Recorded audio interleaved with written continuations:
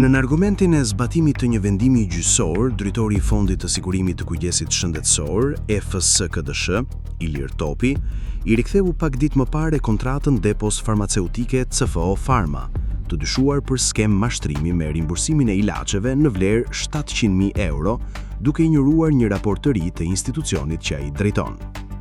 Në nëntor të vitit 2025, Prokuroria e Tiranës njoftoi se kishte urdhëruar arrestimin e 8 personave të dyshuar si të përfshirë në veprat penale të falsifikimit të dokumentave dhe fshehjen e të ardhurave. Personazhet kryesor të këtij grupi ishin ish-drejtori i fondit Spartak Zeqa, si edhe Frigul Milla, administratori i kompanisë farmaceutike CFO Pharma, në pronësi të sipërmarrësit Nadir Çausholli. Prokuroria tha në atë kohë se këta 2 persona, si edhe disa vartës të tyre në institucionin publike në kompaninë private, kishin krijuar një skem për rimbursimin e shitjes fiktive të 2 medikamenteve, Trimbow dhe Foster.